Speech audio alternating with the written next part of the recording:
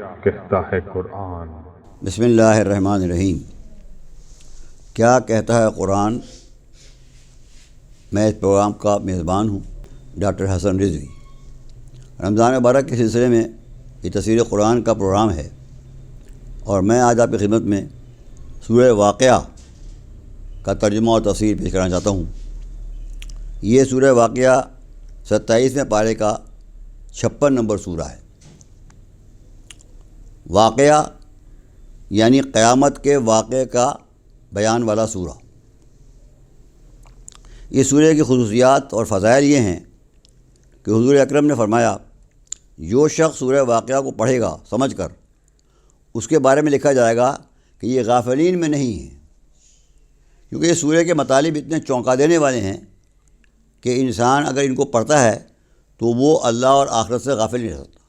جناب امام جعفر صادق علیہ السلام سے روایت ہے کہ حضور اکرم خاتم مرتبت نے فرمایا، جو شخص ہر شب جمعہ سورہ واقعہ سمجھ کے پڑھتا ہے تو خدا عالم اس سے محبت کرنے لگتا ہے، خدا اس سے محبت کرنے لگتا ہے اور اس کو لوگوں کا بھی محبوب بنا دیتا ہے، یعنی لوگ بھی اس سے محبت کرنے لگتے ہیں۔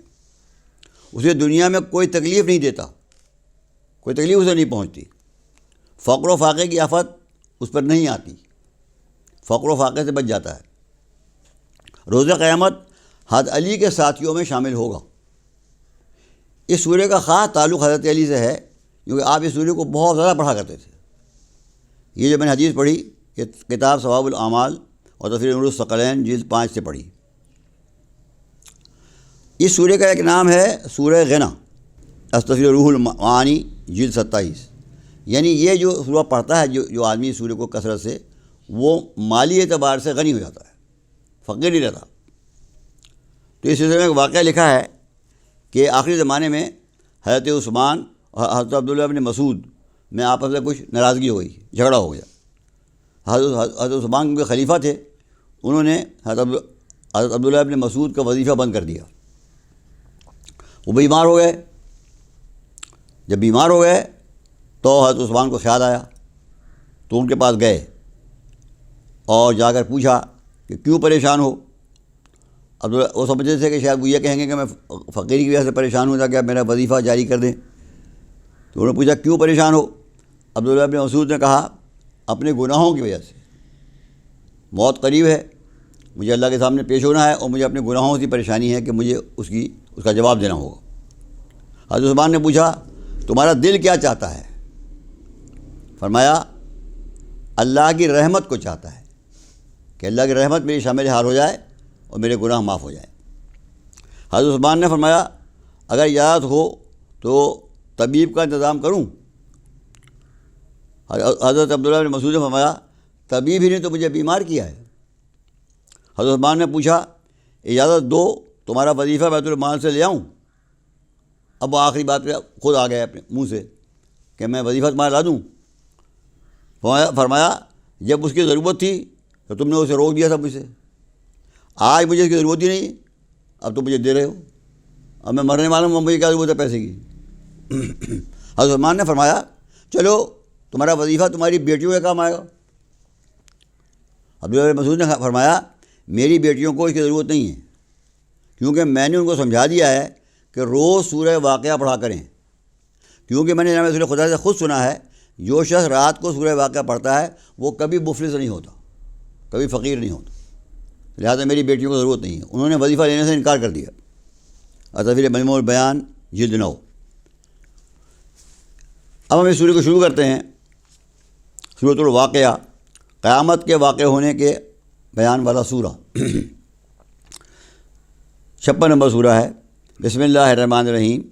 شروع کرتا ہوں اللہ کے نام کی مدد مانگتے ہوئے، جو سب کو فیض اور فائدے پہنچانے والا، بے حد مسلسل رحم کرنے والا ہے۔ اذا وقعت الواقعۃ لیس لوقعتھا کاذبۃ۔ جب ہونے والا واقعہ قیامت واقع ہو کے رہے گا تو اس کے واقع ہونے کو کوئی جھٹلا نہ سکے گا، یعنی اتنا کلیئر ہوگا اس کا واقع ہونا، اتنا واضح ہوگا، کوئی کہہ سکے گا نہیں کہ یہ کوئی اور بات ہو رہی ہے، مجھے خیال ہے کہ واقع ہو رہا ہے، ایسا نہیں ہے۔ ہر چیز جنت جہنم سامنے آ جائے گی، ملائکہ سامنے آ جائیں گے، چاند ستارے سب لپیٹ دیے جائیں گے، تو پورا نظام عالم درہم برہم ہو جائے گا۔ تو اتنے بڑے انقلاب کو کوئی کہہ سکتا نہیں ہوگا کہ یہ کوئی خواب ہے، یہ میرا خیال ہے یا گمان ہے۔ بالکل واضح ہو جائے گا کہ یہ قیامت برپا ہو رہی ہے۔ یہ بتایا جا رہا ہے کہ قیامت اس شان سے ظاہر ہوگی کہ کوئی اس کا انکار نہیں کر سکے گا۔ واقعہ عربی میں کسی بڑے حادثے کو کہتے ہیں جو اچانک ہو جائے، قیامت بھی اچانک ہوگی۔ خافضۃ رافعۃ، اب یہ قیامت کی خصوصیات کیا ہیں؟ وہ کسی کو نیچا دکھانے والا ہوگا دن، اور کسی کو اونچا کرنے والا ہوگا۔ جو برے اعمال کرنے والے ہوں گے وہ نیچے ہو جائیں گے، چاہے کتنے ہی وہ امیر ہوں، اور جو نیک کام کرنے والے ہوں گے وہ اونچے ہو جائیں گے، چاہے کتنے ہی غریب ہوں۔ اذا رجت الارض رجن، جب زمین پوری طرح ہلا ڈالی جائے گی۔ وہ بست الجبال بسن، اور پہاڑ اس طرح ذرہ ہو جائیں گے، یعنی اتنا زیادہ تیز زلزلہ ہوگا، زمین اس بری طرح ہلائی جائے گی کہ پہاڑ جو ہیں ٹکڑے ہو کر ریزہ ہو جائیں گے۔ فکانت ہوا منبسن، جیسے وہ فضا میں اڑتے ہوئے بے حقیقت غبار کے ذرے ہیں۔ جیسے غبار ہوتا ہے نا، معمولی ذرے ہو جاتے ہیں باریک، اتنے باریک ذرے ہو جائیں گے پہاڑ ان زلزلوں کی وجہ سے۔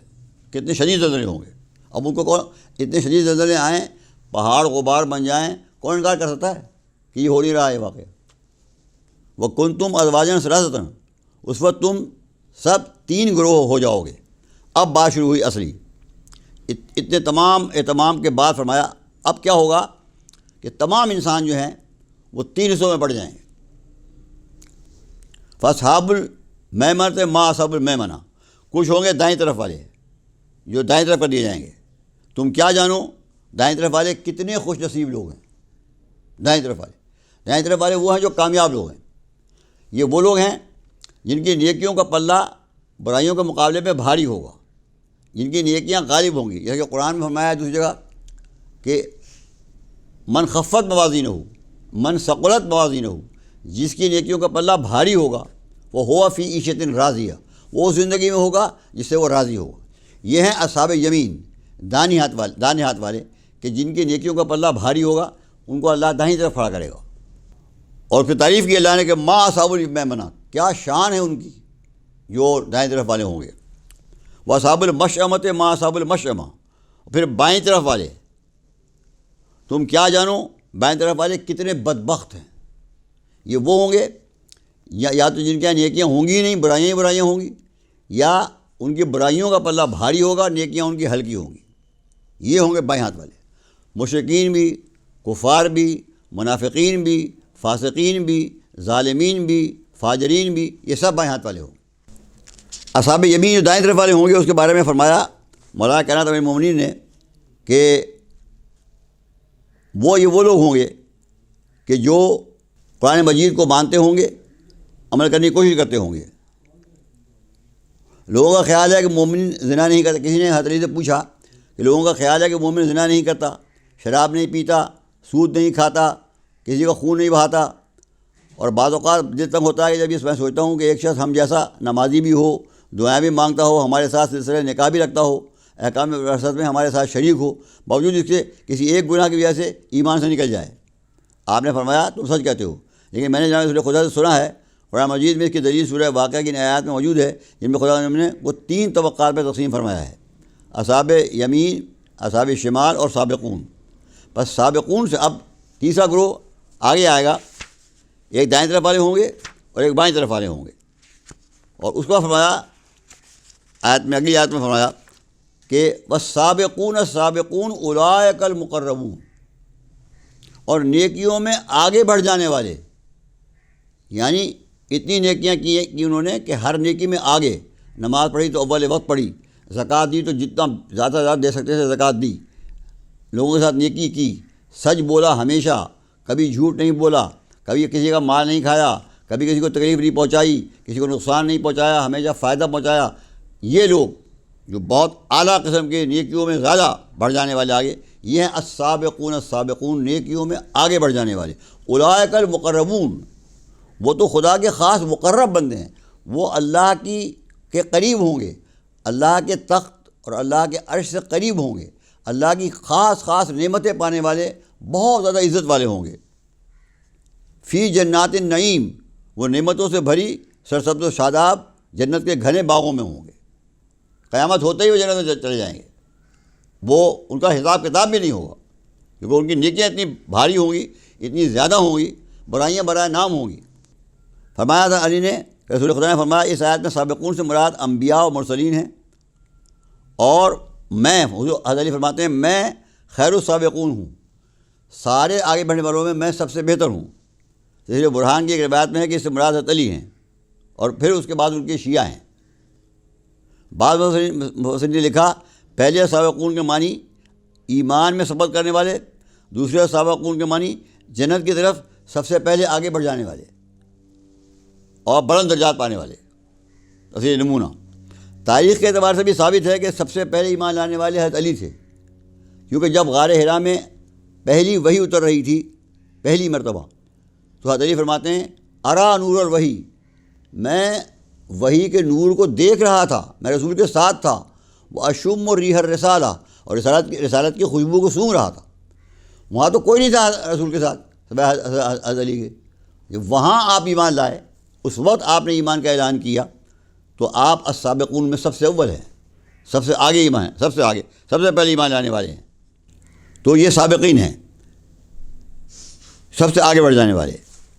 اور اس کے بعد فرمایا سلۃ من الاولین و قلیل من الآخرین، وہ گروہ اگلوں میں تو بہت بڑا ہوگا، پچھلی قومیں جو حضور سے پہلے گزری ہیں ان میں تو یہ لوگ بہت زیادہ ہوں گے آگے بڑھ جانے والے، وہ اور بعد والوں میں سے کم ہوں گے، اتنے نیک نہیں ہیں اس امت والے کہ جو آگے بڑھ جانے والے ہوں، بعد والی امت میں نہیں، حضور کے زمانے کی امت میں کم ہوں گے۔ علی سرر موضونۃ، وہ سجے ہوئے تختوں پر، متقین علیہا متقابلین، تکیے لگائے آمنے سامنے آرام سے بیٹھے ہوں گے۔ اب یہ تکیے لگائے جو ہے نا، اس پہ مفسرین نے لکھا ہے کہ اس میں کیفیت کا اظہار ہے۔ تکیہ لگا کر آدمی جب بیٹھتا ہے نا، تو وہ ایسے موڈ میں بیٹھتا ہے جو بے فکر ہوتا ہے، انجوائے کر رہا ہوتا ہے، خوش ہوتا ہے، بدمست ہوتا ہے، تو اس میں احساس یہ دلایا جا رہا ہے کہ وہ بڑے آرام میں ہوں گے، بڑے سکون میں ہوں گے، لطف اٹھا رہے ہوں گے، آپس میں سامنے بیٹھے ہوں گے، دوست احباب سے باتیں کر رہے ہوں گے، انجوائے کر رہے ہوں گے۔ مطلب یہ ہے یطوف علیہم ولدان المخلدون، ان کے سامنے ہمیشہ نوجوان رہنے والے لڑکے چکر لگا رہے ہوں گے، بے اکوابن و اباریق و کاسر من معین، شراب کے پیالے اور صراحی، بہتی ہوئی شراب کے چشمے سے بھرے ہوئے جام لیے ہوئے، یہ ان کے نوکر ہوں گے، خدام ہوں گے جو شراب، اور شراب سے یہاں مراد وہ شراب نہیں جو دنیا میں ہے، شراب کہتے ہیں پینے والی چیز کو، بہترین مشروبات، بہت پر لطف خوشبودار، بہت مزیدار اعلیٰ مشروبات قسم قسم کے، وہ ان کی سراہیوں میں لیے ہوئے ان کے گرد گھوم رہے ہوں گے، ان کو پلا رہے ہوں گے۔ لا یصدعون عنہا ولا ینزفون، اب کیونکہ شراب کا ذکر آیا نا، اس لیے فرمایا جسے پی کر نہ تو ان کا سر چکرائے گا، نہ درد سر ہوگا، نہ ہوش حواس اڑیں گے۔ یہ دنیا والی شراب نہیں ہوگی گھٹیا، جس سے آدمی کو ہوش اڑ جاتے ہیں، سر چکراتا ہے، گالیاں بکنے لگتا ہے، منہ سے جھاگ ابلنے لگتے ہیں، ایسی شراب نہیں ہوگی۔ وہ اللہ کی خاص بنائی ہوئی شراب ہوگی، بہت ہی لذیذ، بہت ہی مزیدار، ٹھنڈی، جو وہ پئیں گے، اس سے نہ کوئی سر چکرائے گا نہ ہوش اڑے گا۔ وہ فاکہۃ مما یتخیرون، وہ لڑکے ان کے سامنے لذیذ پھل پیش کریں گے، ہر وہ پھل پیش کریں گے جو وہ چاہیں گے، جس کی طرح وہ اشارہ کریں گے وہ پھل پہ، یا ان لڑکوں کو یہ خود اللہ علم دے دے گا کہ یہ کون سے پھل پسند کرتے ہیں۔ طرح طرح کے پھل ہوں گے، دنیا میں تو بہت کم قسم کے پھل ہیں، وہاں تو لاکھوں قسم کے پھل ہوں گے، جن کو وہ پسند کریں گے وہ لڑکوں کو ان کو پیش کریں گے کھانے کے لیے۔ وَلَحْمَ طَيْرٍ مِّمَّا يَشْتَهُونَ، اور طرح طرح کے پرندوں کا گوشت، سب سے زیادہ مزیدار جو گوشت ہوتا ہے پرندے کا گوشت ہوتا ہے، جو انہیں پسند ہوگا، وہ بھی وہ گوشت پیش کریں گے جو ان کو پسند ہوگا، پسندیدہ۔ وہ حور عین، اور بڑی بڑی خوبصورت آنکھوں والی گوری گوری حوریں ہوں گی، کا امثال اللؤلؤ المکنون، ایسی خوبصورت جیسے چھپا کر رکھے ہوئے موتی ہوں، ایک تو موتی چمکتا ہے، خوبصورت ہوتا ہے، اسے چھپا کے رکھا جائے گا تو وہ کتنا اور زیادہ خوبصورت ہو جائے گا. فرمایا جزام بما کانوا یعملون. یہ ساری نعمتیں جو ان کو ملیں گی نا، یہ کیوں ملیں گی؟ اس کا راز کیا ہے؟ یہ ان کاموں کا بدلہ ہے جو وہ دنیا میں کیا کرتے تھے. یہ کوئی خامخواہ کی بخشش نہیں ہے، کوئی فیور نہیں کیا جا رہا ہے ان کا. یہ ان کے عمل کر دیا ہے، جب نیک عمل انہوں نے کیا. جزام بما کانوا یعملون. اگر آپ کو یہ نعمتیں چاہیے تو آپ ایسے عمل کریں، نیکیوں میں آگے بڑھیں اور اچھی نیکیاں کریں تو آپ کو جزا ملے گی. یہ راز بتا دیا کہ یہ تمام نعمتیں، اتنی بڑی بڑی نعمتیں جس کا ذکر آیا ہے، یہ ان کو اس لیے مل رہی ہیں کہ یہ جزا ہے بما کانوا یعملون، جیسا کہ عمل وہ دنیا میں کیا کرتے تھے. لا یسمعون فیہا لغوا ولا تأثیما.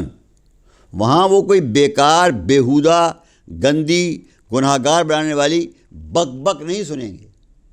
یعنی آپس میں ملیں گے، باتیں کریں گے، ہنسی مذاق کریں گے، لیکن کوئی ایسی بات نہیں سنیں گے جو دل کو دکھائے یا جو گناہ گار بنائے یا لغو ہو، بیکار ہو، بیہودہ ہو. سب باتیں جو ہوں گی آپس میں وہ بہت اچھی باتیں ہوں گی. الا قلیلا قیلا سلاما سلاما. جو بات بھی ہوگی ٹھیک ٹھیک ہوگی، ہر طرف سے سلام کی آوازیں آئیں گی. سب ان کا احترام کریں گے، ان کی عزت بڑھائیں گے، ان کی تعریف کریں گے. یہ ہے اللہ کے مقربین بندے کہ جن کو اللہ نے یہ سب نعمتیں عطا فرمائی ہیں کہ وہ کوئی گناہ کی باتیں کیا ہوتی ہیں دنیا میں. جیسے ہم غیبت کر کے خوش ہوتے ہیں، کسی کو برا کہہ کے خوش ہوتے ہیں، کسی کو ذلیل کر کے خوش ہوتے ہیں، کسی پہ تہمت لگا کے خوش ہوتے ہیں، کسی کا دل دکھا کے خوش ہوتے ہیں. یہ وہاں پر یہ ساری باتیں پیدا ہوتی ہیں، شیطان کراتا ہے ہمارے دل میں. وہاں شیطان ہوگا ہی نہیں. جنت میں شیطان کا تو وہاں عمل دخل ہوگا ہی نہیں، اس لیے وہاں یہ ایسے خیالات پیدا ہوں گے ہی نہیں. جو باتیں کی جائیں گی اچھی کی جائیں گی، خوش کرنے والی کی جائیں گی. اور قیلا سلاما سلاما، سب ایک دوسرے کا احترام کریں گے. ملائکہ بھی ان کو سلام کریں گے اور لوگ آپس میں ایک دوسرے کو سلام کریں گے، یعنی ایک دوسرے کا احترام کریں گے. سلام کے معنی ہیں قول سلیم، یعنی ایسی گفتگو جو ہر قسم کے عیب سے پاک ہو، جس میں دوسرے کا احترام کیا جائے، سلامتی کی باتیں ہوں، کسی کو نقصان نہ پہنچے، امن و اطمینان و سکون کی باتیں ہوں. یہ ایسی باتیں کریں گے اور وہ بڑے اطمینان کے عالم میں ہوں گے. تو ہم نے سورہ واقعہ کا ایک حصہ آپ کے سامنے بیان کر دیا. اب ہم 27ویں آیت سے اس کو اصحاب یمین کا حال بیان کریں گے اور یہ دعا کریں گے خدا تعالیٰ ہم کو السابقون السابقون میں شامل فرمائے. آمین ثم آمین. وآخر دعوانا ان الحمد للہ رب العالمین. بسم اللہ الرحمن